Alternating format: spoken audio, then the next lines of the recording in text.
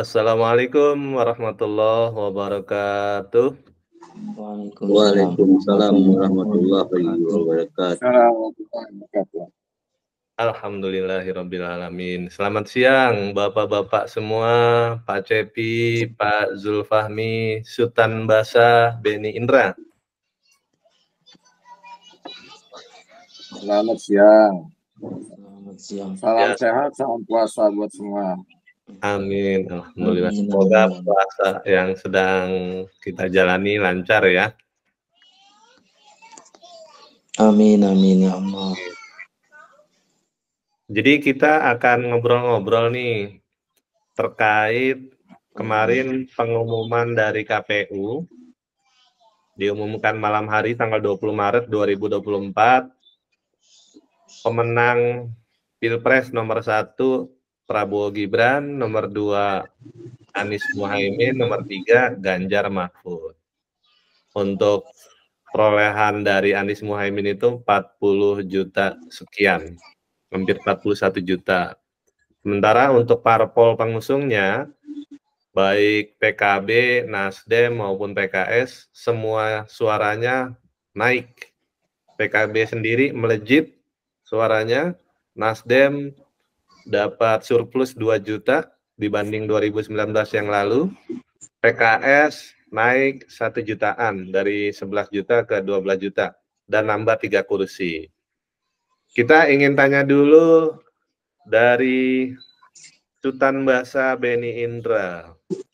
Hari kemarin setelah pengumuman dari KPU, Pak Anies dan Gus Muhaimin dalam video 11 menit menyampaikan arahan kepada tim hukum, kepada relawan, dan menyampaikan kabar kepada seluruh masyarakat Indonesia bahwa posisi Amin menolak hasil rekapitulasi yang diumumkan KPU karena terdapat banyak unsur kecurangan.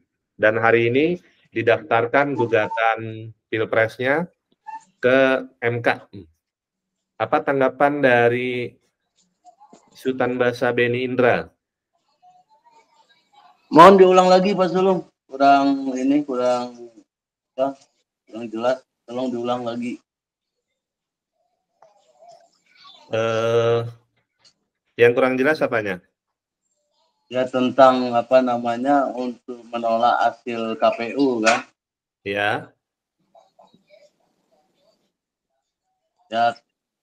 Jadi ini tentang aksi atau gimana Pak Sulung? Tolong diperjelas Pak Sulung.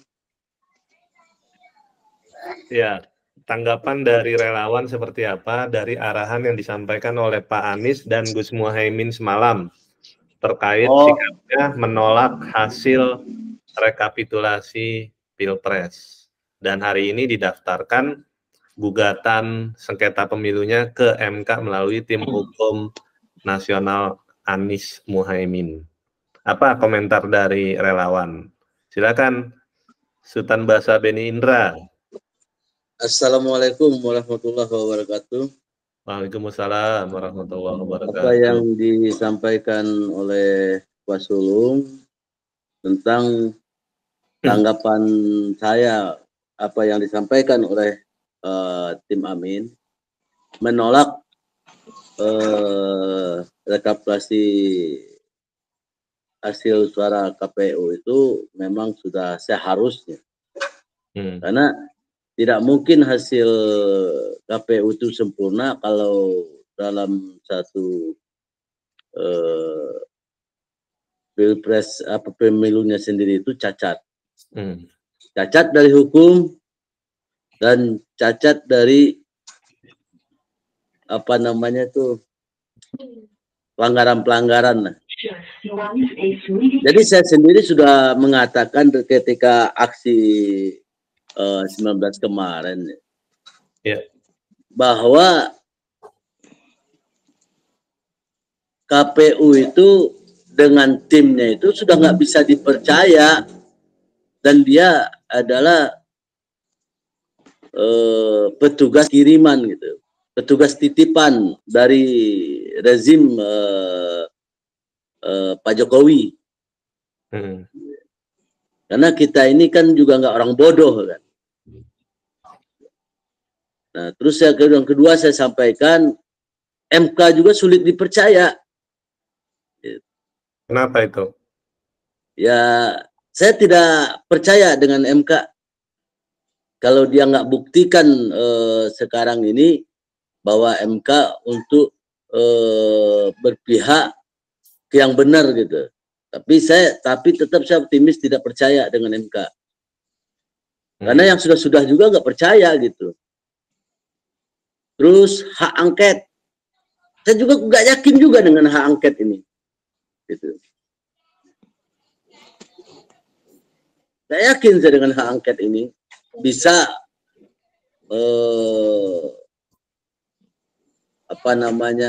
menggagalkan hasil pemilu ini. Yang kedua, untuk memakzulkan Jokowi itu juga nggak bisa. Kalau pendapat saya pribadi sih, yang saya pelajari dan saya hikmati, ya sidang rakyat. Ya, sidang rakyat. Rakyat membentuk sendiri presiden. Rakyat membentuk sendiri Kapolri. Rakyat membentuk sendiri TNI. Makar dong berarti. Jadi ibaratnya ini negara kita ini sepertinya bukannya chaos ya. Kalau chaos nggak mungkin lah ya, karena negara kita ini negara kaya. Ya kayaknya pecah belahnya kesatuan Republik Indonesia ini udah terancam. Itu penilaian saya ya. Jadi istilahnya saya juga berhak menyampaikan penilaian-penilaian itu. Baik. Terima kasih. Sekian dari saya tanggapan, karena mencari baik itu sangat sulit sekarang ini. Yang jelas saya mendukung kalau ada sidang rakyat. Itu aja. Assalamualaikum warahmatullahi wabarakatuh. Waalaikumsalam warahmatullahi wabarakatuh. Terima kasih untuk tanggapannya, Sultan Basa Beni Indra, relawan dari Rekanan. Gimana sudut pandang dari Pak Zulfahmi Nasution? Boleh dibagi, Pak? Kalau menurut saya, ke MK suka nggak suka ya harus terpaksa. Karena nggak ada jalan lain daripada kita harus, mungkin jalanan resiko untuk mudaratnya lebih banyak mungkin ya kalau kita harus anarkis dan sebagainya. Memang benar kata Pak Sultan tadi, sulit dipercaya MK untuk bisa adil. Ya, di celah-celah sulit itulah kita minta bantuan Allah untuk membuka yang sulit itu supaya agak lebih terbuka. Karena gimana pun seperti kata RH kemarin pada saat orasi, dari mulai perekrutannya sudah bermasalah. Artinya orang-orang yang di KPU bermasalah, orang-orang yang di MK juga direkrut juga, perekrutannya juga syarat dengan kepentingan-kepentingan tertentu yang udah memang disetting dari awal. Jadi nilai objektivitasnya memang sangat diragukan dari awal. Gimana mereka akan objektif kalau mereka sendiri memang dipilih dari, mohon maaf, dari mungkin orang-orang yang memilihnya dari parpol yang syarat dengan kepentingan. Jadi untuk percaya itu sulit, tapi mau tidak mau nggak ada pilihan lain. Memang harus ke MK karena mau jalur lain, kalau angket juga susah. Sebab di sana juga rawan dengan politik uang. Nanti mau maju politik uang, politik hukum, sandra hukum juga di sana ada main. Sehingga untuk maju mereka juga maju mundur karena semuanya punya masalah. Hampir mungkin yang tidak punya masalah itu sedikit, mungkin mohon maaf kalau partai tertentu mungkin ya. Tapi partai-partai lain kan ada masalah. Jadi ketika maju kena lagi dengan masalah. Karena memang luar biasa sih pemerintah sekarang ini, luar biasa memang menciptakan kayak politik tersandranya itu kuat memang pemerintah sekarang. Sehingga seolah-olah siapapun dibiarkan bermasalah, oke jalan, tapi sewaktu-waktu ini jadi catatan. Atau bahkan cenderung terkadang dibuat jadi orang ini jadi bermasalah, orang yang baik dibuat bermasalah, mungkin dipancing sehingga dia menjadi bermasalah, sehingga pada saat tertentu, waktu tertentu, masalah ini bisa digunakan. Itu yang digunakan sepertinya oleh pemerintah sekarang. Sehingga kalau maju pun angket, ya sulit juga, karena memang begitu nanti maju orang-orang yang partai yang mungkin mengajukan hak angket tersebut, ada catatan-catatan yang bisa dikejar dari sisi hukum. Jadi memang serba salah sih, karena memang proses rekrut yang bermasalah dari awal, dan masalah awal itu adalah memang gimana ya, anggota DPR kita enggak ini, bukan lagi optimal, enggak bekerja. Anggota DPR kita kan begitu duduk kan bukan wakil rakyat, wakil partai dan wakil golongan, wakil dia sendiri. Kan di situ masalahnya. Jadi nggak ada kan cross balance antara pemerintah sama DPR, mana ada. Apa kata DPR kan tukang ketuk palu aja, apa kata pemerintah, tukang ketuk palu DPR. Nah sekarang baru tahu rasanya dia. Kalau dulu kan kur semua, ada dasar C sama dengan do mereka. Kan ada dasar C sama dengan do. Apa kata pemerintah? Apa kata Jokowi? Setuju semua. Mungkin yang nggak setuju hanya berapa orang, yang lainnya secara aklamasi. Sekarang rasakan itu. Itulah anggota-anggota dewan yang kalau saya bilang sih ya mohon maaf sekali. Yang mental korupnya ada sih saya bilang. Mohon maaf, karena memang kalau sudah masuk di situ kan katanya kan kayak kata Pak Mahfud MD kan. Semuanya bisa jadi setan kata Pak Mahfud MD. Jadi gitulah. Jadi untuk kepercayaan itu susah, tapi ya Allah, serahkan kembali kepada Allah. Mudah-mudahan walaupun ke MK ini ada celah, Allah akan membukakan, toh mereka manusia, toh mereka orang yang beriman. Kalau kita lihat mereka punya ilmu, kan gitu. Jadi mungkin dengan ilmu dan iman mereka Allah bisa bukakan untuk lurus, walaupun mereka punya mungkin syarat kepentingan yang mungkin tidak bisa objektif, tapi mungkin kalau udah Allah berkehendak, kenapa enggak? Nah, itulah. Dari situlah kita hanya berharap dari Allah. Amin. Terima kasih untuk pandangannya Pak Zulfahmi Nasution. Bagus sekali Pak. Nah, kita ingin dengar juga nih dari ilmuwan politik Bapak Cepi Trisna. Beliau produktif ya untuk menulis banyak artikel, terutama kaitannya dengan teori-teori politik. Dan menjelang sampai setelah pengumuman ini ada beberapa tulisan beliau juga nih. Kita ingin dengar pembahasan dari Pak Cepi Trisna. Pak Cepi sehat? Alhamdulillah. Pak Jo, apa kabar? Kangen juga nih sama Pak Jo nih. Pak Jo yang mana nih? Pak Jo Padli lah. Oh bukan, beliau Pak Zulfahmi nih. Beda yang di Bandung. Oh nih, beda ya? Beda. Oh iya. Mukanya juga mirip soalnya. Iya benar ya. Mirip ya. Pak Jul nggak diundang, Pak Jul Padil. Ya kan kita undang semua di grup OJP. Oh iya. Kita undang semua di grup, ya mudah-mudahan berkenan. Iya. Salam kenal Pak Jul. Mungkin kita pernah ketemu, cuman kita jarang bicara. Pak Mas Sultan juga ya. Bang Sultan. Mungkin pernah ketemu karena wajahnya juga nggak asing. Iya.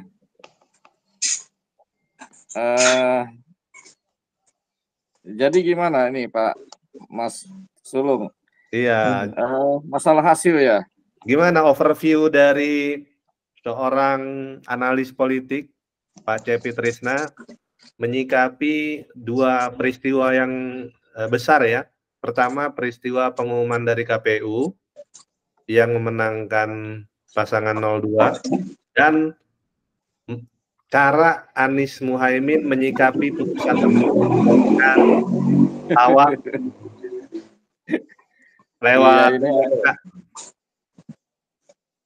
emang jadi menarik ini pilpres sekarang ini ya. Ya.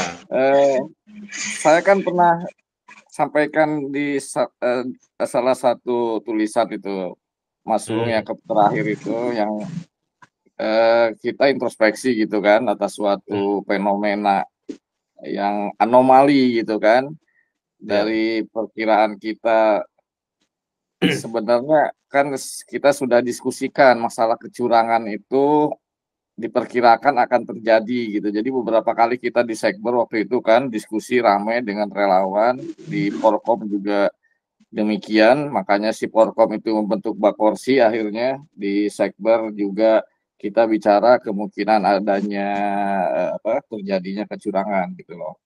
Nah, yang kita bisa simpulkan saat itu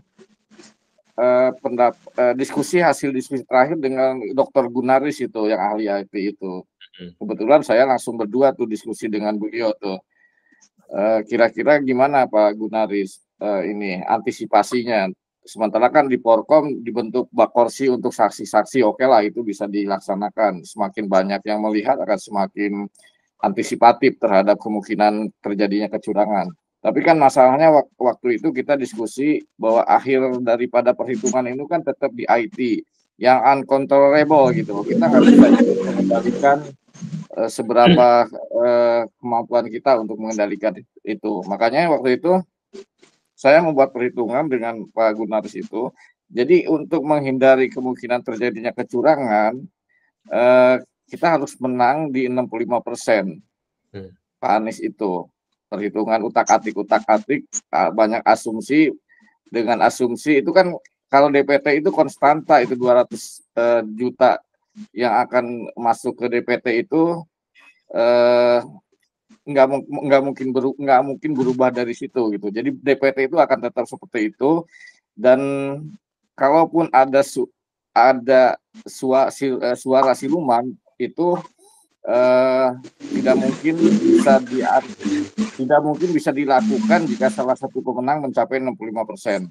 Nah, waktu itu ada hitung-hitungan seperti itu. Jadi kalau 65% itu Pak Anies itu menangnya, itu mau digimanakan juga itu settingan dari IT-nya itu menjadi sulit gitu loh. Nah, perkiraan kita itu sekarang yang terjadi mungkin karena selisih Pak Anies dengan Prabowo ini sedemikian kecil gitu. Sehingga mudah sekali ada celah-celah dari sisi IT-nya yang bisa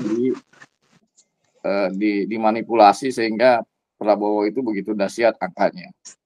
Ini kan antara pikiran negatif dan positif nih. Kalau kita negatif ya berarti di dalamnya memang ada suara-suara yang siluman. Kalau misalnya dari sisi positif ya mungkin Prabowo menang, tapi sebenarnya menangnya tidak sebesar seperti yang sekarang gitu. Dua hipotesis itu yang kita sekarang pegang. Yang satu Prabowo menang dengan suara tipis, dan satu Pak Anies juga menang dengan suara tipis. Tapi kan lagi-lagi keputusan akhir daripada Pilpres sebagaimana undang-undang sampaikan itu adanya di KPU gitu kan. Pengumuman KPU lah yang menentukan siapa pemenang daripada Pilpres itu, di luar daripada apa yang tengah terjadi di dalam perhitungan IT-nya gitu kan. Dan sekarang sudah ditentukan Prabowo sedemikian besar selisih angkanya yang ditentukan oleh KPU itu. Nah, kemudian tadi pagi saya diskusi di grupnya timnya ini Mas Sulung, di timnya hukum, di tim hukum itu kita diskusi, cuman ternyata pendapat saya agak terlambat ditangkapi oleh mereka. Jadi saya berdiskusi, memberikan rekomendasi ke tim hukum bahwa kita nggak perlu lagi Mas Sulung untuk melakukan gugatan ke MK gitu loh, karena hipotesis kita ini udah TSM kecurangannya itu selisihnya itu 50 juta gitu loh. Selisih suaranya itu 50 juta kan sekarang itu. Jadi probability-nya itu kecil kalau ini bisa dimenangkan di MK untuk pembuktian selisih 50 juta ini gitu loh. Saya rekomendasi karena ini udah TSM, apapun yang akan terjadi tetap Pak Anies itu akan dikalahkan. Maka rekomendasi saya tadi itu di diskusinya tim hukum itu, kita tidak melakukan gugatan, tapi kita menolak hasil Pilpres secara kafah gitu loh. Jadi kita tidak menandatangani dokumen apapun yang menyatakan bahwa Prabowo dan Gibran itu menang gitu loh. Biarkan itu menjadi produk hukum kontroversif jadinya. Jadi selama dia jadi presiden ya legitimasinya itu rendah derajatnya karena tidak diakui oleh para peserta dari yang dikalahkan. Ya memang akan tetap mereka akan tetap dilantik menjadi presiden. Tapi konsistensi kita tidak menandatangani berita acara hasil Pilpres itu menyebabkan legitimasinya Prabowo Gibran sebagai presiden dan wakil presiden itu akan terus kontroversi 5 tahun ke depan. Bisa jadi di pertengahan nanti menjadi masalah lagi itu, gitu loh. Nah, jadi dan beberapa teman-teman di tim hukum menanggapi itu, menyetujui itu rekomendasi saya. Cuman ini terlambat gitu, kita diskusi di tim hukum terlambat karena Pak Anies sudah terlanjur memutuskan bahwa masalah ini tetap didaftarkan di EK gitu. Nah, tadi teman-teman akan coba mensonding masih mungkin nggak ini didiskusikan lagi supaya ini tidak dilakukan. Jadi lebih banyak yang menyetujui tidak dilakukan di gugatan di MK gitu. Mendingan kita membuat Pilpres ini menjadi tidak legitimate gitu dengan cara tidak adanya berita acara yang ditangani oleh semua pihak sehingga perjalanan 5 tahun ke depan presiden terpilih itu tidak didukung oleh calon yang dari pemilihnya Pak Anies gitu loh. Terbukti dengan tidak ditandatanganinya berita acara hasil dari Pilpres. Nah, ini kan itu terhadap hasil ya yang saya berikan pendapat kepada teman-teman kita di tim hukum. Ya karena ini sudah terlanjur didaftarkan, kemungkinan nanti akan bagaimana biasanya nanti akan ada prosesnya paling memerlukan waktu antara karena KPU juga sesuai dengan PKPU-nya dia punya batasan waktu. Kalaupun ada gugatan ada batas waktu yang harus segera diputuskan. Mengingatkan hasil Pilpres ini harus segera secara legal disahkan sehingga bisa dilantik gitu kan. Dan itu yang menentukan adalah MK. Yang kedua selain tadi masalah legitimasi, ini mau nggak mau kalau MK putuskan akhirnya memang harus kalah Pak Anies, ini keputusan ini akan semakin memperkuat posisi legitimasinya presiden terpilih gitu loh maksud saya. Karena MK sendiri akan menyatakan dalam amar putusannya nanti bahwa presiden secara legalistik itu yang terpilih adalah Prabowo Gibran. Jadi akan langsung dinyatakan oleh MK. Jadi secara legalitas ya mereka nanti menjadi berhak untuk segera dilantik gitu loh. Tapi kalau tidak ada keputusan dari MK, sebenarnya biarkan aja berita acara itu tidak ditetangani, akan terus-terus menjadi kontroversi itu 5 tahun ke depan. Mungkin akan menjadi tingkat internasional juga akan menjadi ramai itu jika presiden berjalan tanpa litigasi, tidak legitimate lah istilahnya, karena tidak diterima oleh semua unsur yang terlibat di dalam Pilpres yang kita lakukan kemarin itu. Nah mungkin itu sementara itu dulu tanggapan terhadap hasil dari pengumuman itu. Kalau ada Mas Sulung ada rinciannya per provinsi boleh dikirim ke saya Mas. Saya perlu juga itu hasil pengumuman KPU per provinsi datanya. Kemarin yang ada sementara itu saya dapat tapi belum secara keseluruhan ya, finalnya belum dapat itu. Ya. Demikian Mas Sulung, silakan dilanjut. Baik, terima kasih banyak Pak Cepi untuk uraiannya. Jadi sebetulnya kalau menurut aturan, meskipun berita acara tidak ditandatangani, itu secara hukum tetap sah ya? Iya. Jadi ada diskresi, ada diskresi dari KPU. Kalaupun berita acara tidak ditangani, tetap KPU menyatakan yang terpilih adalah Prabowo Gibran. Tapi ini bicara politiknya, ya menjadi kontroversi lah gitu, seumur-umur selama 5 tahun ke depan. Ya kita mau tanya nih sama Pak Cepi. Pak Cepi, pada saat pendaftaran terakhir ya 25 Oktober 2023 itu kan Prabowo Gibrannya terutama itu tidak memenuhi syarat usia ya, karena pada saat daftar undang-undang KPU masih berbunyi syarat minimal capres cawapres usianya kan 40 tahun. Nah kenapa pada saat itu KPU menerima, kan kalau Pak Cepi misalnya sebagai seorang penyelenggara ya, penerimaan sekolah lah misalnya, ada siswa atau mahasiswa yang daftar tapi tidak memenuhi syarat, salah satunya syarat usia, kan mestinya langsung ditolak, tidak memenuhi syarat. Karena ada salah satu yang tidak lengkap ya persyaratannya. Ya, Kenapa yang menolak itu siapa? KPU Maksudnya menerima? menolak itu siapa? Menurut tinjauan hukum dari Pak Cepi seperti apa? Itu kan MK itu, putusan MK itu dikeluarkan selama proses pendaftaran. Jadi Prabowo Gibran waktu itu belum melakukan pendaftaran, Mas Ulung, ke KPU. Mereka melakukan uji materi dulu kan, supaya usianya itu memenuhi kualifikasi yang ditetapkan oleh KPU. Dan MK kemudian menengineering kan, menengineering politik, sebenarnya bukan engineering hukum, ini udah politik di MK itu.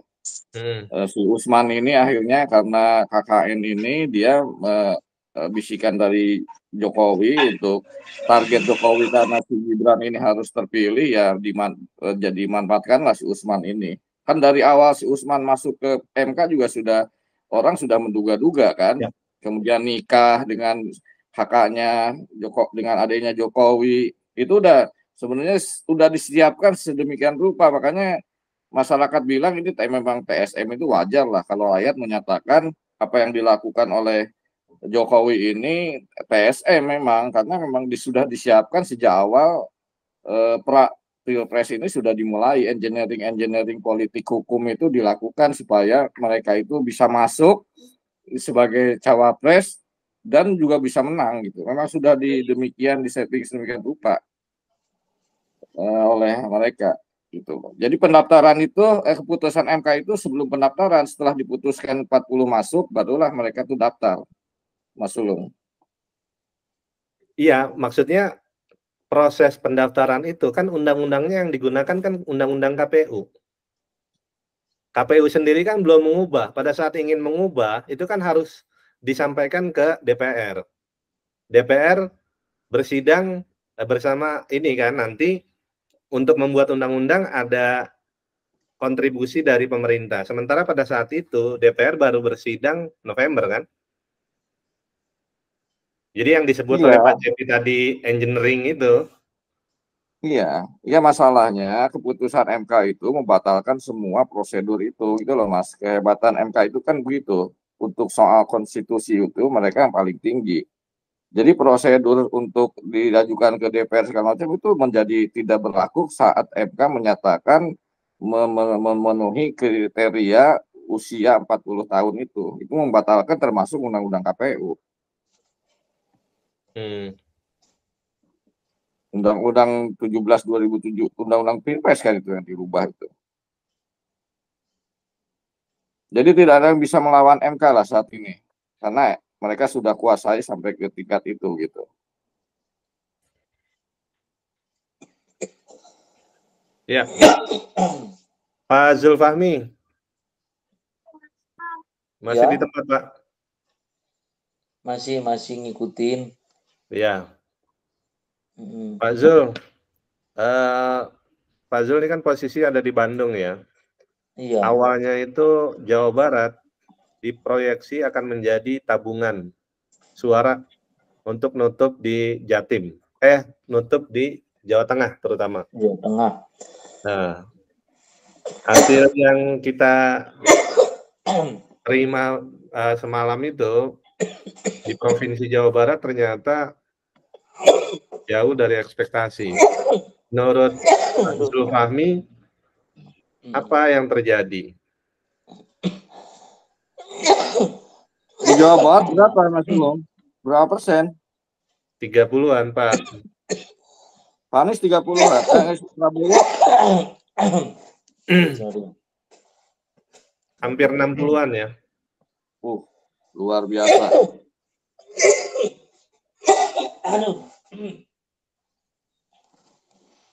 Aduh, batuk. Jadi hanya dapat sepertiga, bahkan setengahnya aja nggak dapat. Kalau yang saya lihat Pak Sulung, dari teman-teman juga yang kebetulan saya kemarin ada ikut di PAS ini, istilahnya PAS itu apa ya, pendukung Amin Sejati yang suka kadang-kadang ada, kalau ketua-ketua itu suka ngumpul di apa ya, kafe pejuang yang di Antapani. Harga Manik ya.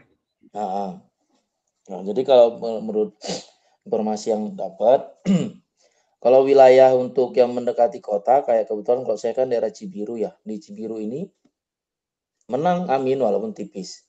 Daerah sini rata-rata menang Amin.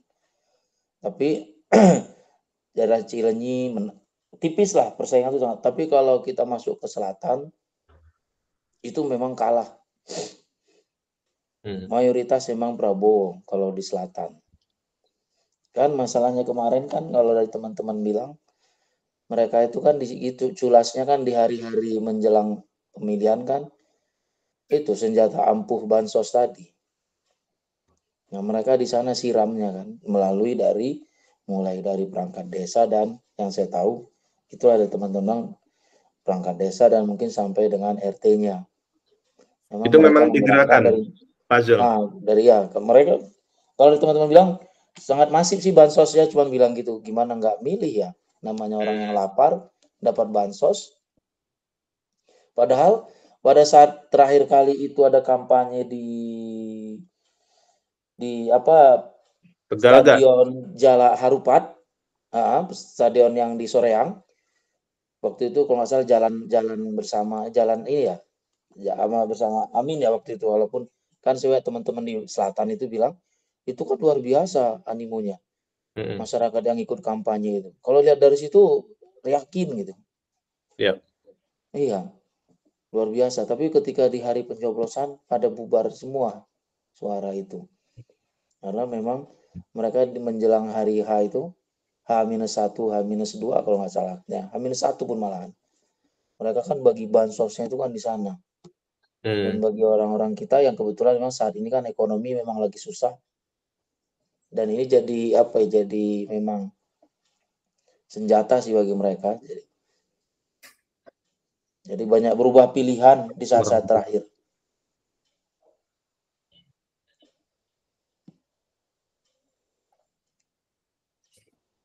Ini lagi diskusi virtual. Bukan. Lagi diskusi virtual nih sekarang.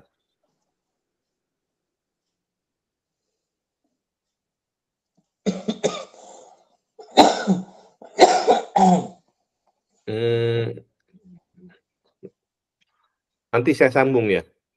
Soalnya lagi diskusi virtual sekarang. Baik Pak dosen.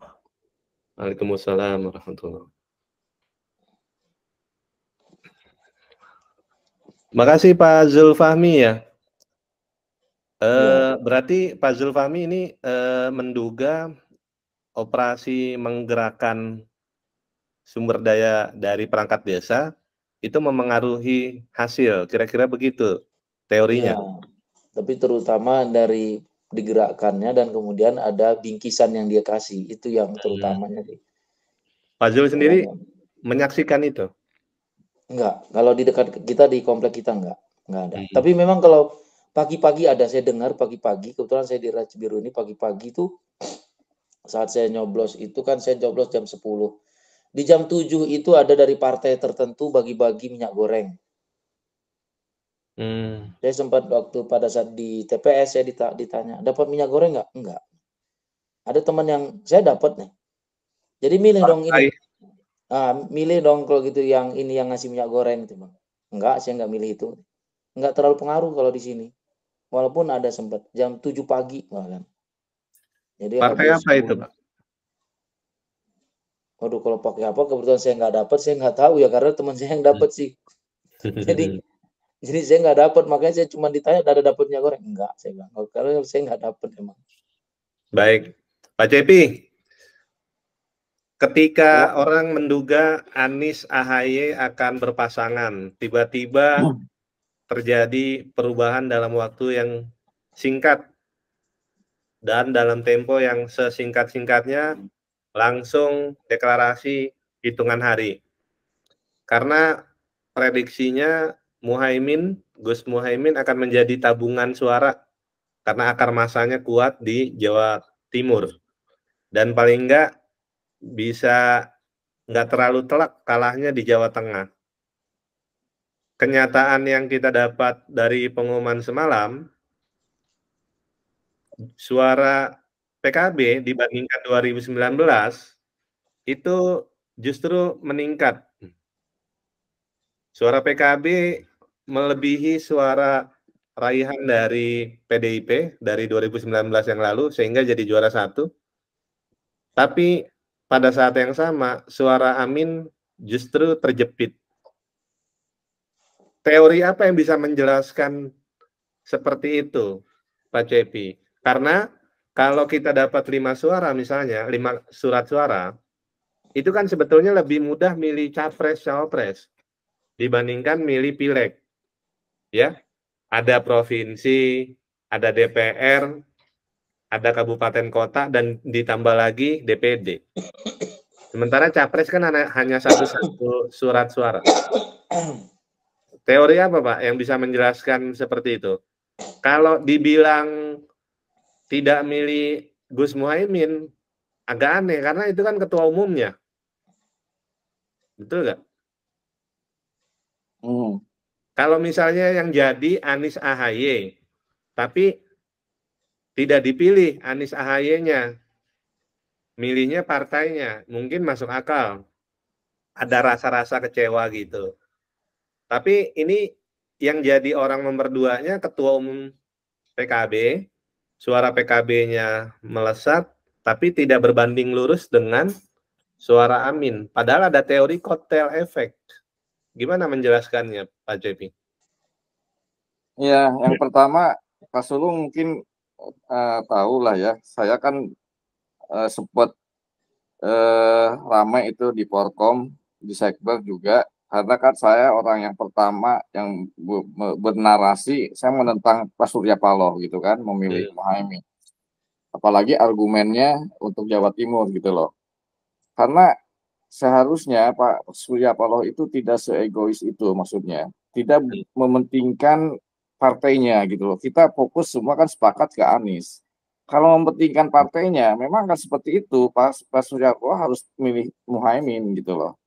Karena maksudnya kalau khawatir bersaing dengan Demokrat atau gimana? Iya, kan udah simulasikan. Kalau AHY jadi wapres waktu itu si Demokrat naik 2%, ini turun 3%, si Nasdem ini, gitu loh. Kalau sekarang kan di 9,7 itu lumayan gitu, dapat suara tuh.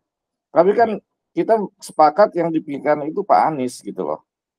Dan ada data sedemikian banyak sebulan sebelum mereka deklarasi menentukan ini Pak Anies, itu kan yang bisa mengimbangi suaranya Prabowo Gibran itu kan hanya AHY Anies. Pak Sulung bisa lihat deh ke belakang itu. Survei-survei dilakukan dari semua surveyor yang ada. Bisa kita rekap itu semua. Yang bisa mengimbangi itu, memang Prabowo itu selalu unggul. Itu benar fakta itu Pak Sulung. Survei, baik survei yang jujur mau survei yang ngada-ngada, itu Prabowo itu selalu di atas Anies gitu loh. Tapi selisih Prabowo dengan Anies AHY itu nggak lebih dari 20% gitu loh. Nggak jauh-jauh banget. Terus bertukar-tukar terus, rankingnya itu bertukar-tukar terus dari setiap survei itu. Sampai seminggu sebelum si Surya Paloh memutuskan itu gitu loh.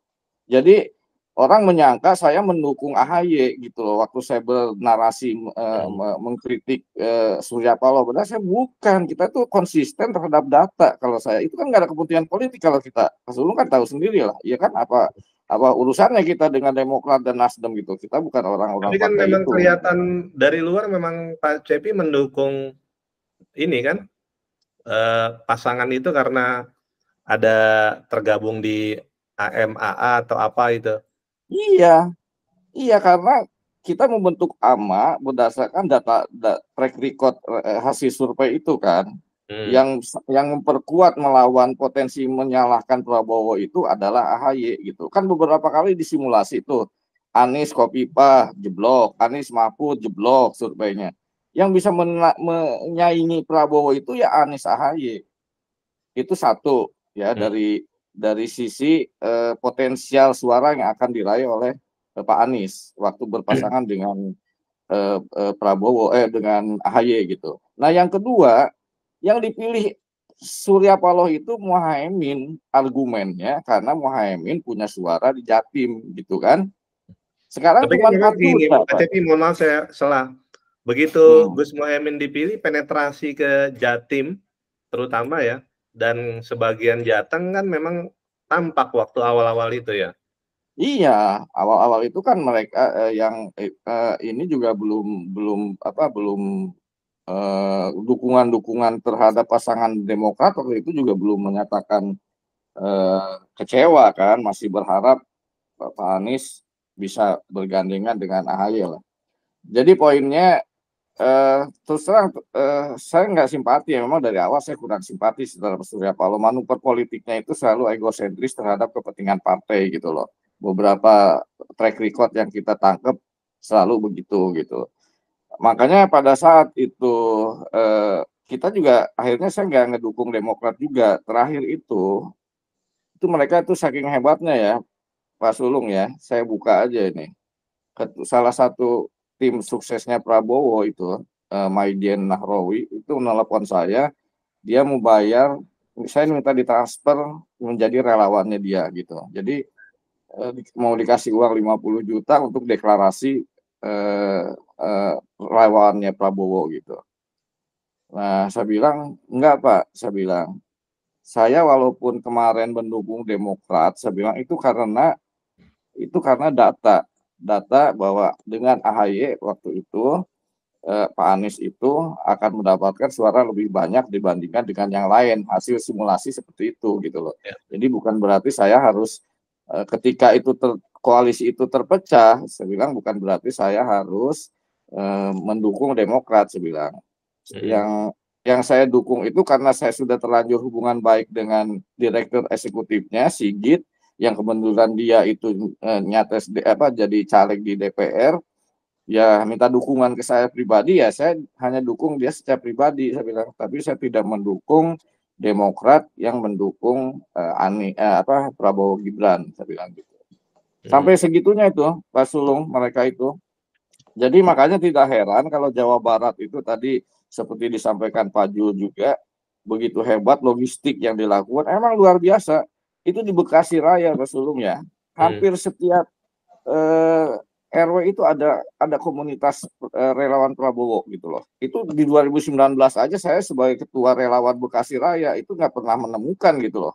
Sampai mereka membentuk sedemikian rupa relawan-relawan Prabowo Gibran gitu. Itu luar biasa. Jadi setiap titik ada logistiknya, mereka sudah siapkan sedemikian rupa. Memang luar biasa lah. Jadi kita nggak bisa lawan dari sisi logistik untuk menaikkan angka Anies 65% supaya tidak ada celah untuk terjadi kecurangan. Itu emang jadi tidak mungkin karena kita kan nggak punya logistik. Itu asumsi dulu kita menangkan Anies 65% supaya selamat tidak ada kecurangan kalau kita punya logistik, ya kan? Tapi kan faktanya relawan Anies kan semuanya kere gitu untuk soal mendulang suara. Jadi ya menjadi wajar sekarang kalau emang di Jawa Barat walaupun ada indikasi-indikasi kecurangan, bukan tidak melulu kecurangan itu terjadi karena adanya sisipan suara, tapi kecurangan itu kan terjadi ya karena tadi itu ada bansos gitu kan, ada manuver-manuver politik ekonomi di akhir dekat-dekat waktunya mau coblos gitu loh. Memang akhirnya menjadi masyarakat yang akhirnya awalnya simpati ke Anies banyak beralih. Di Bekasi juga sama. Di Bekasi juga kalah kelihatannya. Karena model yang dilakukan oleh timnya Prabowo itu hampir sama itu. Mereka merata di setiap daerah itu, melibatkan semua orang dan logistiknya selalu ada, selalu siap gitu. Baik. Terima kasih Pak Cepi dan Pak Zul. Kita baru bergabung nih beberapa saat yang lalu, Abang Azrevi Rangkuti ya. Boleh ditunjukkan videonya? Dibuka. Bang Azrevi. Ya, Assalamualaikum warahmatullahi wabarakatuh. Waalaikumsalam warahmatullahi wabarakatuh. Punten abang tidak bisa on kamera nih. Ya, nggak apa-apa. Sehat ya? Masya Allah, itu problemnya masih proses pemulihan ini, Kang Sulung. Adinda Sulung yang dirahmati Allah. Abang kaget tadi, ini siapa ini kok abang kayak nggak mengenali begitu. Wajahnya keren banget. Masya Allah, Masya Allah. Sakit Ya, apa, selamat siang Bang buat Kang Azrefi? Cepi dengan Bang Zulfahmi Nasution juga halak kita ya. Iya, halak kita. Iya. Sakit apa, Lupa-lupa Bang ingat Azrefi? juga. Ya, sakitnya memang yang lagi istilahnya lagi sama mungkin di mana-mana ya. Gejalanya lambung, kemudian batuk, pilek, begitulah lebih kurang. Semoga Jadi ini Allah lagi segera proses pulihkan pemulihan ya. begitu. Iya. Asik juga menyimak apa yang sudah disampaikan tadi, baru bergabung dari Kang Cepi. Tapi abang nggak dengar sih pendapat Bang Zulfahmi sebelumnya nih. Ya, Pesertanya nanti sangat terbatas kita dengar atau juga. dibatasi ini? Pesertanya Saling terbatas berbagi. atau dibatasi? Enggak, kita ngobrol-ngobrol aja. Kita ingin Iya. dengar juga pandangan dari Bang Azrefi. Kan Iya. Partai Umat sudah keluar nih ya sebagai salah satu pendukung dari Amin, Anies Muhaimin. Suaranya sudah keluar. Kalau tidak salah, tolong dikoreksi ya. Paling Itu bunci. 600 ribuan ya, betul ya? Iya, artinya total nasional begitu? 600 ribuan ya. Iya, dari 18 itu sesuai target dari pada saat pendaftaran itu kan punya data ya, mengumpulkan organ-organ massa dari tingkat pusat sampai daerah ya. Baik. Itu tercapai gak targetnya itu dari yang sesuai pendaftaran itu? Iya, enaknya memang begini nih, TikTok jadi ada pertanyaan dulu, sehingga yang ditanya juga bisa, walaupun dalam waktu yang sangat sempit, berpikir ya. Pertanyaan dari Kang Sulung kan tentang Partai Umat ya. Sebelumnya Bang pengen tahu dulu nih, Bang Cepi ke mana ini? Gabungnya ke partai apa ini? Atau Bang Zul nih? Biar nanti abang nggak diklaim. Saya tuh dengan umat Bekasi itu dekat semua tuh, Pak. Iya. Tapi Kang Cepi non partisan. Kang Cepi non partisan. Kang Cepi non partisan atau bergabung di salah satu partai juga?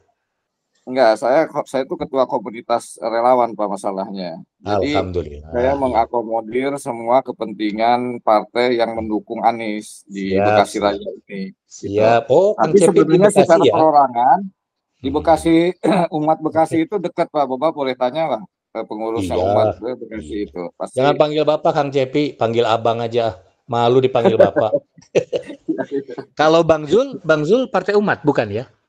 Saya bukan orang partai, hanya simpatisan aja sih. Alhamdulillah. Nah ini penting ini Kang Sulung, Abang menanyakan dulu ke Kang Cepi atau ke Bang Zul, juga mungkin ke Kang Sulung, tentang posisi kita itu ada di mana. Kalau Bang Rangkuti boleh cerita, apalagi bulan suci Ramadan ya, kayak ngawadulnya. Nggak boleh bohong.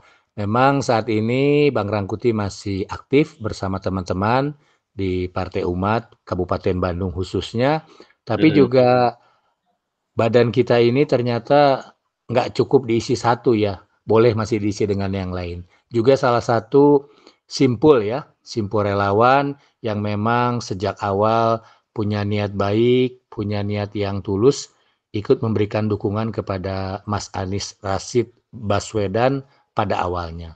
Walaupun pada akhirnya ada yang namanya sekarang kan Amin, Anies dan Cak Muhaimin. Mungkin Kang Sulung tahu ya, Abang di Simpul Relawan apa awalnya di Sobat Anies, tapi saat ini alhamdulillah mantap berhijrah dan sudah punya status hukum yang juga jelas. Khawatir Simpul Relawan ini banyak tapi abal-abal gitu ta. Ini yang khawatir kita Simpul Relawan. Abal-abal gimana maksudnya Bang Azrefi? Ya paling tidak status hukum lah. Ada punya status hukum dari Kemenkumham ya, itu kan penting ya kalau kita mau berjuang dengan durasi jangka panjang. Tapi balik lagi dulu ke pertanyaan nanti kalau untuk status hukum atau legalitas kita bisa diskusi berikutnya. Boleh. Makanya balik lagi ke pertanyaan Partai Umat tadi ya. Kang Sulung, ya. Bang Azrefi, mohon maaf, kebetulan saya 3 ada ini, ada kegiatan, ada kewajiban lagi. Enggak. Iya, Bang Ah, Zul. Bang Zul di Saya Bandung? mohon maaf undur diri dulu ya. Iya, Bang Zul di Sekarang Bandung? jam 2:30 ya. Iya, di Bandung. Nuhun, Pak Iya. Zulfahmi Nasution, Mau mau lihat lihat mau lihat godang. Mulyate Baik, Godang, ya. Zulfahmi. Ya, Iya. Assalamualaikum warahmatullahi Waalaikumsalam wabarakatuh. warahmatullahi wabarakatuh. Waalaikumsalam Baik, warahmatullahi Kang wabarakatuh. Sulung, kita lanjut lagi diskusinya boleh? Ya. Bertiga? Enggak. Jadi pertanyaannya kan tentang Partai Umat. Buat Abang sebagai orang yang ada di dalam Partai Umat, tentu sangat merasa berbahagia, bersyukur Partai Umat sampai hari ini masih bertahan. Karena apa? Karena kita tahu bagaimana upaya dari rezim zolim ini untuk menghilangkan Partai Umat dalam pertarungan politik pemilu 2024. Itu sudah sebuah pencapaian yang luar biasa. Terkait dengan target, tentulah sebagai partai kecil ya, sebutlah begitu ya, merasa diri memang masih partai kecil sekalipun isinya adalah orang-orang yang cukup dikenal, tokoh-tokoh, tapi faktanya menunjukkan bahwa untuk pencapaian target jauh lah ya. Partai Umat sepengetahuan Abang nih ya, mohon diluruskan oleh Kang Sulung, oleh Kang Cepi, baik itu perwakilan di tingkat pusat begitu di DPR RI maupun di provinsi dan kabupaten kota, kayaknya belum dengar resmi ada yang lolos begitu, kecuali dengar-dengar katanya di Papua. Gitu Kang Sulung. Betul ya, Kang Cepi mungkin monitor Kang Cepi sebagai relawan? Sepertinya demikian, Pak. Betul. Itu Kang Sulung. Ya. Jadi kalau Abang ditanya pribadi tentu tidak merasa perlu bersedih hati, apalagi sampai pundung kalau kata orang Sunda. Perjalanan masih panjang. Nah, hari ini mungkin kalau melihat undangan dari Kang Sulung di salah satu WA group ya, alhamdulillah kita dipertemukan. Hari ini juga Abang berbahagia bersyukur, tidak ada yang kebetulan. Izin Allah ketemu lagi nih sama Adinda yang ganteng ini nih. Masya Allah. Iya, coba Abang Kak Pangling aja ini kok jadi berubah seperti siapa ya gitu. Pakai kacamata, pakai kumis begitu ya Kang Cepi. Jadi agak-agak segan juga mau masuk tadi itu. Iya, berubah juga. Terakhir saya udah lama, berapa bulan yang lalu itu ketemu di Sekber itu. Betul Kang Cepi. Posisinya belum begini, posisinya tiba-tiba ini benar. Di berarti online. Ini benar nih, Kang Sulung sekarang udah berubah seperti ini atau gimana nih? Cepet banget perubahannya nih. Coba dibuka dulu kacamata. Bang Azrefi, posisi siap. Amin nomor 2. Ya. Ada kekecewaan nggak? Oh, posisi Amin maksudnya sekarang sebagai paslon. Soal kecewa sebagai manusia ya wajar. Tapi kan kita juga ingat dengan proses dari pemilu kali ini. Oleh sebab itu Abang bikin judul itu pemilu 2024 sama dengan gitu ya, tanda pemilu curang. Terus dalam kurung konsisten. Jadi ya itulah konsisten curangnya. Jadi nggak usah kaget kalau posisi Pak Amin itu ada di nomor 2. Gitu Bang Sulung. Apa catatan yang bisa diberikan nih di diskusi kita siang ini? Masya Allah. Banyak. Seluruh rangkaian Pilpres ya. Ya, banyak catatannya banyak.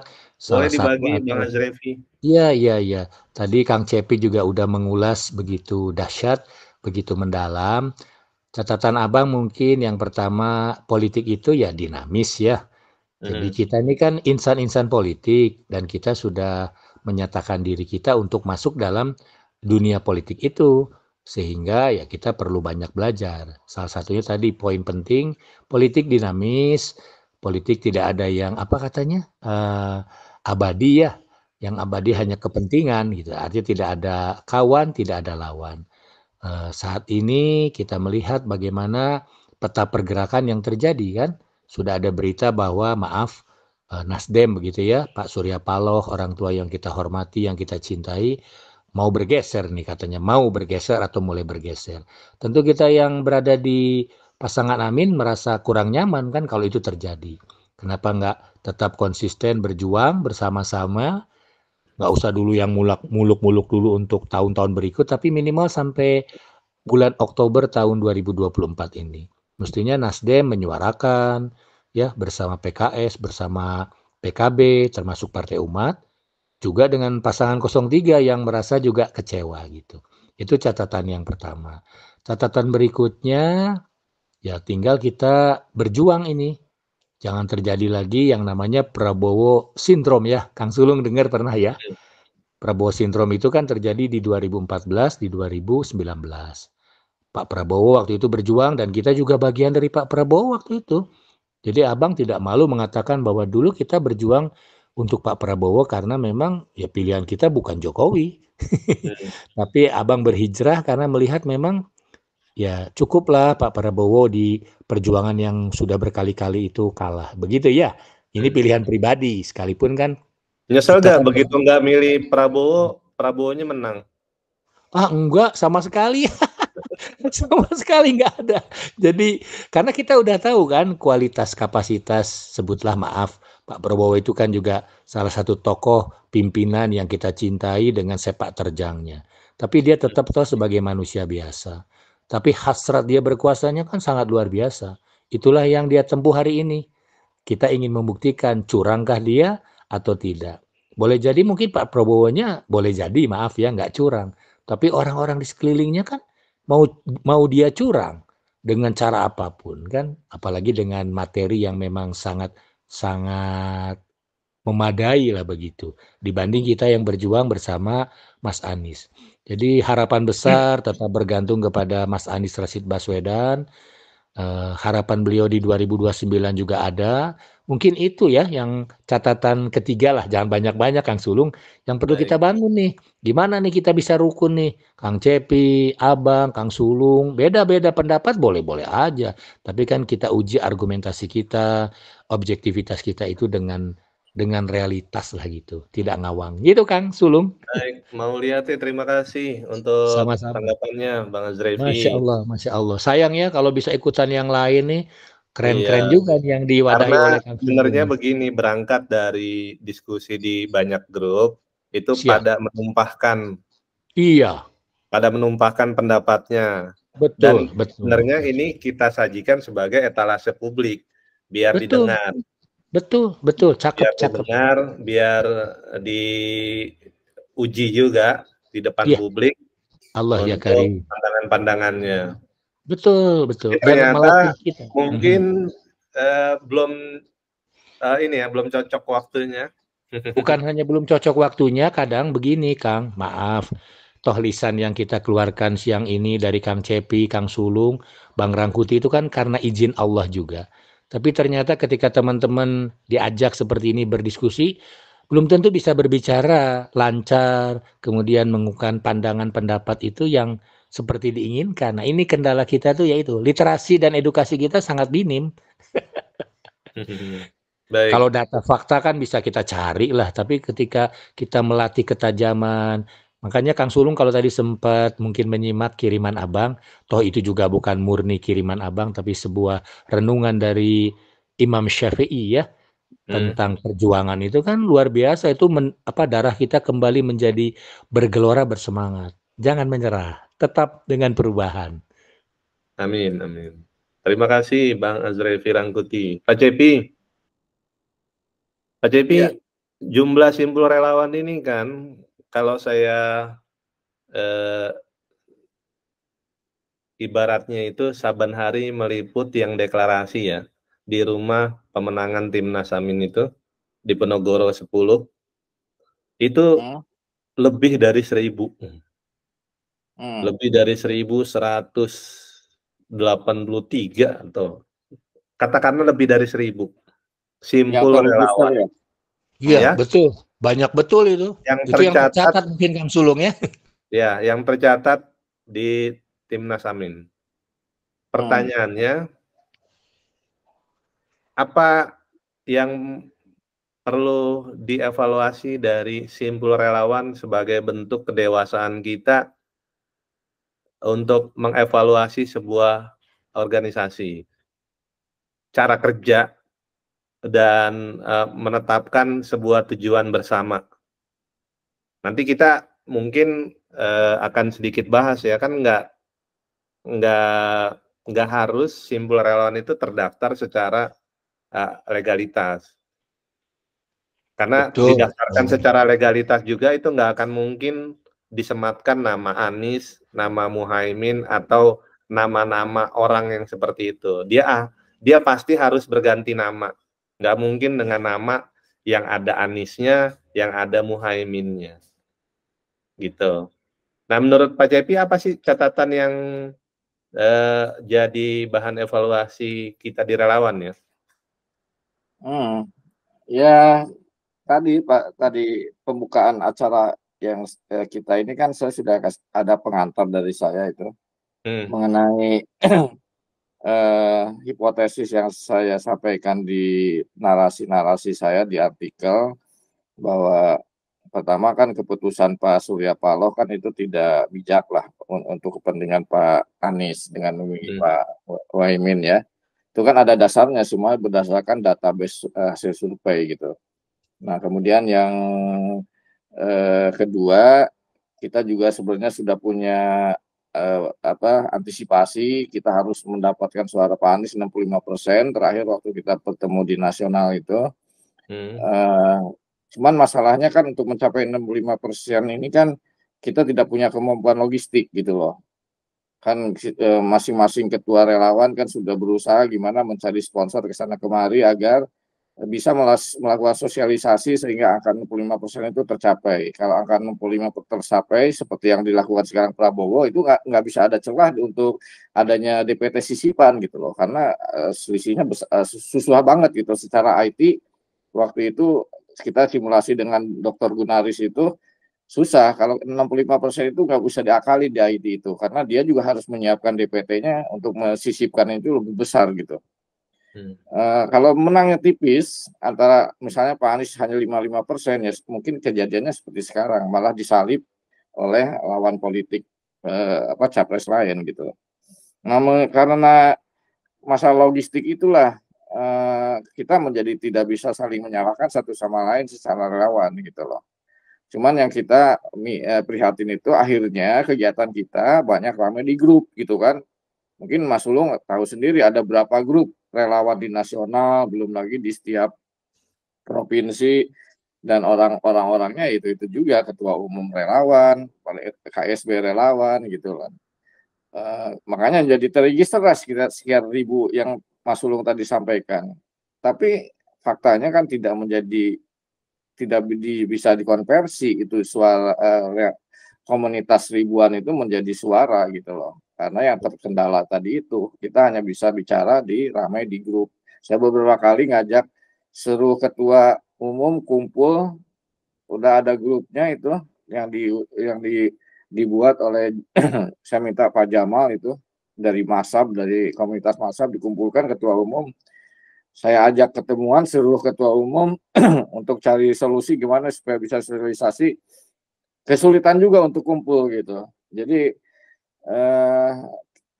kita itu bersemangat berjuang luar biasa, tapi pada akhirnya kembali kepada kemampuan kita masing-masing secara secara potensi untuk bergerak mendulang suara untuk Pak Anies.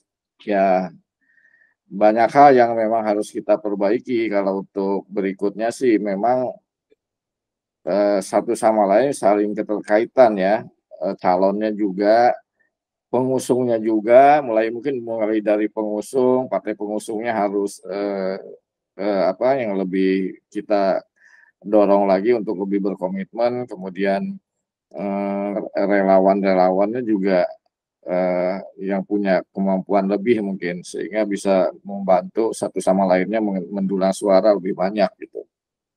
Nah, itu aja yang menjadi catatan kita ya. Pada akhirnya sekarang kita ya mau nggak mau sekarang kan ada sebagian sudah mulai pasif juga nih relawan ini. Karena sejak pecah kongsi itu di AMA sendiri kan Mas Ulu mungkin tahu, saya udah mengumpulkan hampir 2.000 jaringan itu waktu di AMA itu. Yang Pak Anies dengan AHY itu kan. Tapi secara pecah kongsi itu langsung drastis itu.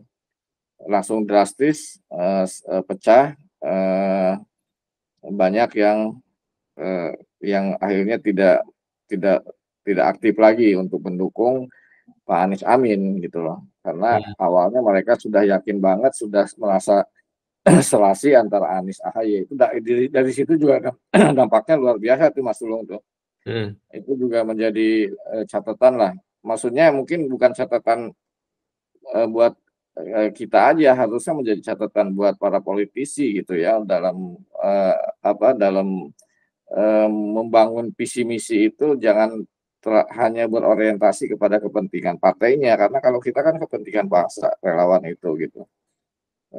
Kalau seperti sekarang untuk kepentingan partainya seperti yang dilakukan oleh Pak Surya Paloh misalnya, ya akhirnya tidak tercapai tujuan dari perjuangan ini karena tidak menjadi kondusif di tingkat para pejuangnya sendiri gitu. Mungkin itu pandangan saya. Baik, terima kasih Pak Cepi. Bang Rangkuti, halo. Ya, halo, Kang Sulung, masih senang mendengarkan setia. Apa ada pesan yang ingin disampaikan ke capres-cawapres di tengah situasi yang seperti saat ini? Iya, Bang Rangkuti barangkali ikutlah memberikan penguatan dan melengkapi apa yang sudah disampaikan oleh Kang Cepi ya, karena Kang Cepi jam terbangnya lebih tinggi gitu. Kita terus belajar juga sama Kang Cepi ini.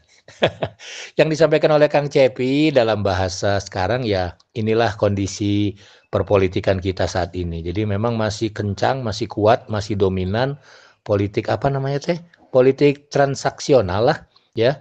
Jadi semuanya itu dilihat berdasarkan, kalau kata orang Awak itu berdasarkan PT. Kalau orang Medan bilang hepeng mengatur negarawan. Jadi uang mengatur segala-galanya. Nah, harapan kepada capres dan cawapres kita, karena apa? Karena pengumuman kemarin yang dibacakan oleh Ketua KPU RI, Mas Hasyim Asy'ari, itu kan baru pengumuman suara ya, bukan menyatakan bahwa pasangan 02 itu dinyatakan sebagai presiden dan wakil presiden, betul ya? Betul. Artinya apa? Tanggal 22 ya? 22 apa 23 tuh rencananya penetapannya? Enggak lah Kang Cepi, kan sekarang ada sengketa mulai hari ini Kang. Sengketa di MK ini kan berarti jadi panjang perjalanan sampai tanggal 20 pengumuman presiden, betul nggak? Ini pandangan Abang, maaf kalau keliru. Bukan tanggal 22. Ini kan baru registernya kan baru hari ini. Kemarin si KPU itu sudah membuat jadwal 22, 23. Ya. Mungkin kalau ini langsung diacarakan di MK, ya mungkin KPU nanti membuat jadwal baru mungkin.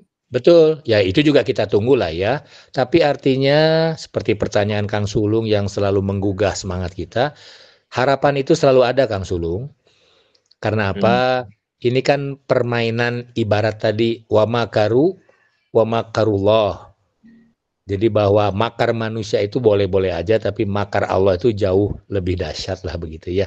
Nah ini yang sebenarnya kita tunggu di bulan suci Ramadan. Doa-doa orang di bulan suci Ramadan kalau memang betul tulus untuk menyelamatkan negeri ini bisa qabul begitu ya. Bisa qabul. Bayangkan kemarin ketika pengumuman tadi malam, lagi-lagi Allah gelincirkan lagi lisan Hasyim Asy'ari ini. Dia bilang pada hari ini Rabu 22 Maret.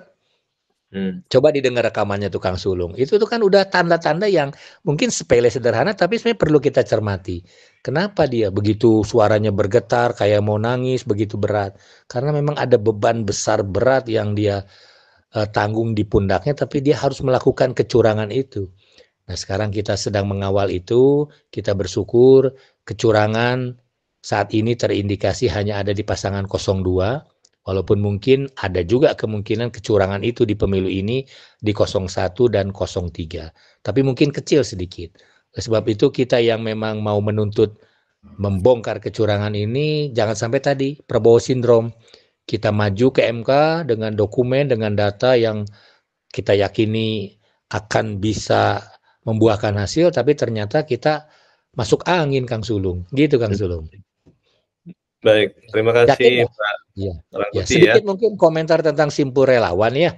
Nah ini juga sebuah PR yang besar kalau memang kita bersepakat, karena antara Pak Anies kemarin sebagai calon presiden dari dari kalangan non partai ya, kemudian partai politik sendiri, kemudian di situ ada simpul-simpul relawan pendukung, juga masyarakat yang memang butuh sosok seseorang yang leadership-nya kuat.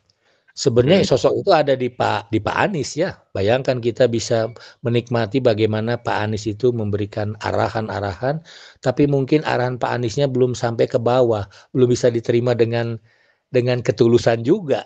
Karena masih ada nafsi-nafsi di antara kita simpul relawan. Jangankan menyatukan simpul relawan seluruh Indonesia ya Kang ya. Untuk tingkat provinsi, kabupaten kota, bahkan di kecamatan aja susahnya bukan main itu simpul relawan bersatu itu. Itu Kang tambahannya. Baik, terima kasih sudah berbagi Bang Rangkuti. Ini untuk closing statement-nya Pak Cepi, dari diskusi kita pada siang hari ini, jika Prabowo Gibran pada akhirnya tetap menjadi presiden, apakah mungkin tanpa wakil presiden? Karena Gibrannya sendiri dianggap cacat pada saat pendaftaran, tidak memenuhi aturan ya. Walaupun tadi Pak Cepi sudah sampaikan itu.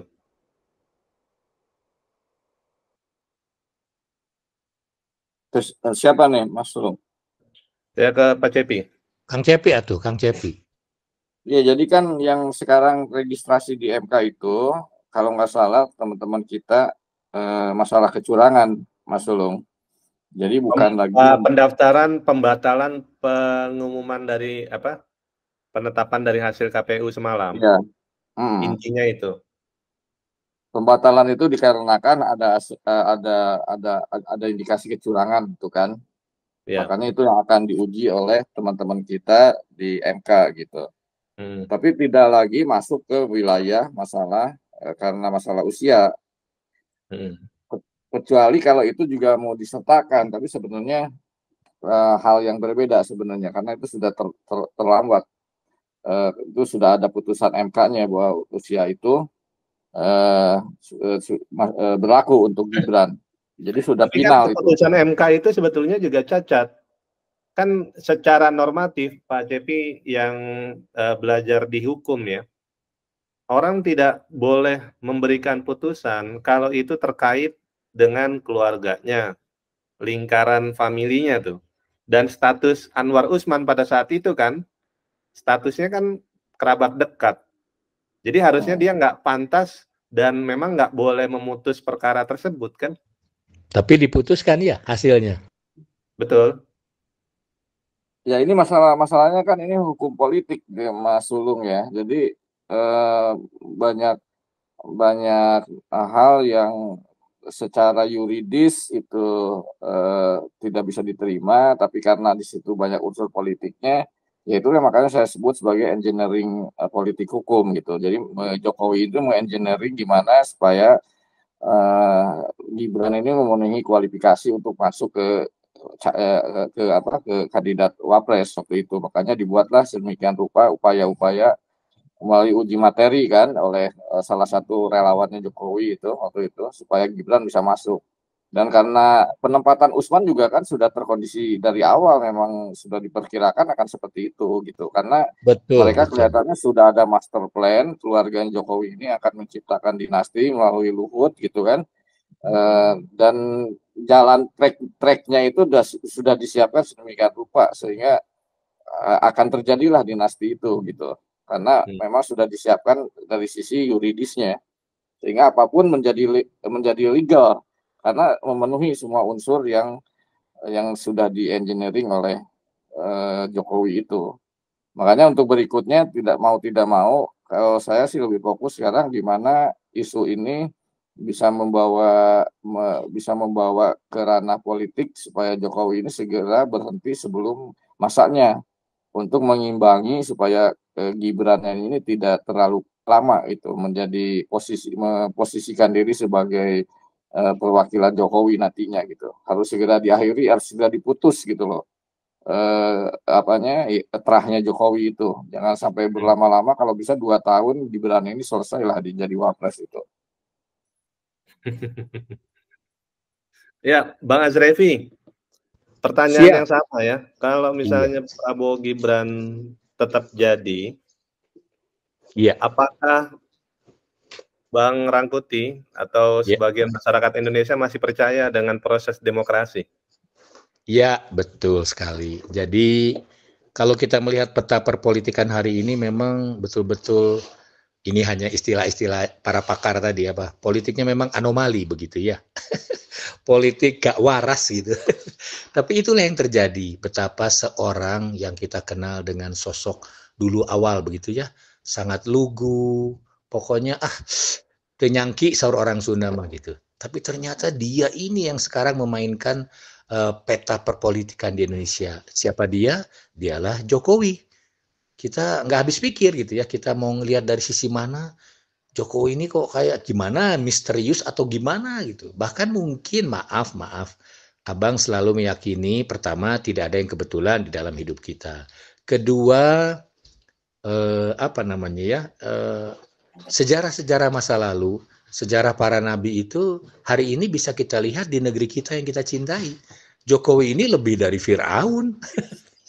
Itu istilah Abang ya, dan itu sudah kita sampaikan, tapi dia cuek, itu nggak ada apapun, nggak peduli lah. Nah mungkin inilah upaya kita sesama anak bangsa, dari orang per orang, ada Kang Cepi, ada Kang Sulung, Bang Rangkuti, dan ada banyak yang lain yang harus terus menyuarakan ini ya, bahwa kalau bicara demokrasi, ini demokrasi sakit ini.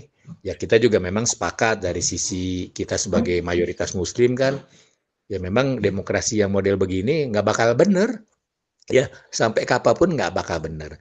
Makanya ya kita tariklah mana yang memang masih sesuai dengan ajaran-ajaran yang kita yakini, ya itulah dulu yang kita gunakan begitu. Jadi kehidupan harus tetap berjalan, Kang Sulung, Kang Cepi. Mudah-mudahan kita dikasih panjang umur. Kita ketemu lagi di pemilihan 2029 dengan sosok yang sama mungkin, Mas Anies, atau mungkin ada sosok baru yang juga di luar dugaan kita. Tapi kayaknya enggak lah ya, enggak ada juga yang serba instan, serba kebetulan. Harapannya ya Mas Anies masih mau berjuang bersama-sama kita untuk tampil menjadi sosok calon presiden di 2029. Bahkan masih besar harapan di 2024 ini dengan izin Allah. Pak Anies. Pak Anies masih muda ya? Berapa sih Kang Anies, Kang Cepi? Seumur Abang atau seumur Kang Sulung? 40, masih 40 sekian lah. Belum 50. Oh, Pak udah 50 lebih, 54, 55 kalau nggak salah Pak Anies itu. Tapi umur kan bukan jadi halangan, karena dia memang terlahir dari keluarga yang cerdas. Hanya yang perlu dipikirkan sebagai pembahasan sebelum ditutup menjelang sholat asar siang ini, Kang Sulung, nanti diadain lagi nih dialog-dialog seperti ini. Ya Pak Anies harus masuk dalam kendaraan politik ya Kang Cepi ya. Ya bagusnya begitu supaya punya bergen dia. Betul. Kalau sekarang ini dia nggak punya bargaining, Kang. Istilahnya ya ada kayak bargaining tapi sangat lemah lah begitu. Nah, soal Partai Nasdem yang saat ini Abang mengindikasikan ya, kita tidak menuduh Nasdem akan berbuat culas, kita lihat saja sejarah juga yang akan membuktikan partai mana yang memang konsisten berjuang untuk perubahan, partai mana yang memang ya kakinya bisa di dua tempat. Coba umat itu di nasional Pak mendekat ke kayaknya agak cocok itu umat. Kang, terima kasih Kang Cepi. Kita di internal Partai Umat sebenarnya dari akar rumput sudah ada wacana itu. Cuma problemnya lagi-lagi problemnya ya belum tentu aspirasi akar rumput ini bisa didengar dengan baik oleh DPD, oleh DPW, bahkan oleh DPP. Tapi mudah-mudahan Ayahanda Amin Rais dalam waktu dekat ini mau mendengar bahwa Pak Anies ini bisa kita tarik di Partai Umat menjadi pimpinan tertinggi lah begitu. Ya, harapannya itu Kang Sulung minta doanya ya, Kang Cepi. Itu mungkin Kang, jadi jangan bersedih, la tahzan, innallaha ma'na. Ini hanya sandiwara dunia, semua dipertanggungjawabkan nanti di yaumil kiamah. Mudah-mudahan kita kelompok-kelompok yang memang tidak mempermainkan dunia ini dengan seenaknya. Insya Allah. Amin, amin. Baik, terima kasih banyak untuk waktu dan pikiran-pikiran yang dibagikan pada siang hari ini, Pak Cepi Trisna, Abang Azrefi Rangkuti, dan tadi juga sudah berbagi sebelumnya Sultan Basa Beni Indra, ada Pak Zulfahmi Nasution, Oh, tadi Ada udah ini udah masuk tadi ya? Maaf ya. sudah ada. Oke, Ada juga ketinggalan tadi Abang. Bu Fadila ya, Siap. dan ada Pak atau Bu Soleh tadi. Abang Terima nanti kasih minta ya. nomor Kang Cepi lewat Kang Sulung ya? Atau Ya, sekarang Iya, boleh iya, dicatat? silakan. Ya. boleh Lewat kalau Kang mau Sulung aja ya. disebutkan sekarang, diminta sekarang nggak apa-apa. Nah, ini ngetiknya takut hilang ininya, Kang Cepi ya. Bisa diketik Kang Cepi sama Abang. Sebentar Kang Cepi. Abang masuk dulu di chat pribadi Abang sebentar. Sekedap Kang Cepi. Kang Cepi dasarnya Sunda? Ya, Sundanya Sunda Banten, Pak. Iya, itu Sawios. Soalnya namanya Cepi. Kalau Cepi itu udah pasti Jawa Barat itu. Ya. 0 berapa, Kang? 0812 Siap. 212 Wih, keren. 212, siap. 0812 212 29 129. 29129. Abang ulangi ya. 0812 212 29129. Betul Kang Cepi? Iya, betul. Siap. Nanti Itu Abang kalau chat ya. mau diisi Atur boleh yang nuhun. 50 atau yang 100 ya pulsanya. Makasih juga buat Kang Sulung yang menjadi jalan kebaikan sehingga Abang bisa mengenal sosok Kang Cepi. Karena selama Abang berjuang bersama-sama dalam pemilu ini, baru rasa ketemu Kang Cepi baru sekarang ini. Ya, kalau Mas Sulung itu dari awal, Pak. Saya. Kalau Kang Sulung memang luar biasa Kang Cepi. Beliau ini istilah almarhum Zainuddin MZ tidak di mana-mana tapi ada di mana-mana. Baik, Mangga Kang, silakan. kita akhiri diskusi kita pada siang hari ini. Terima kasih sekali lagi untuk Pak Cepi Trisna, Bang Azrefi Rangkuti yang sudah berbagi pikiran-pikirannya. Semoga apa yang kita diskusikan ini bermanfaat. Kita tutup dengan baca Alhamdulillahirrabbilalamin.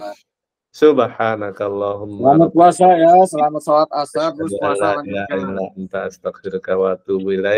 Selamat berpuasa, Pak Cepi. Selamat menunaikan Ya, sama-sama. Atur nuhun. ibadah Sampai salat ketemu asar, lagi. Pak Rangkuti. Siap. Terima kasih untuk kawan-kawan yang telah menyimak. Kami Siap. izin undur diri dan mudah-mudahan kita lanjutkan untuk diskusi-diskusi berikutnya. Salam perubahan. Salam perubahan. Assalamualaikum Atur nuhun Kang Cepi. Assalamualaikum warahmatullahi wabarakatuh.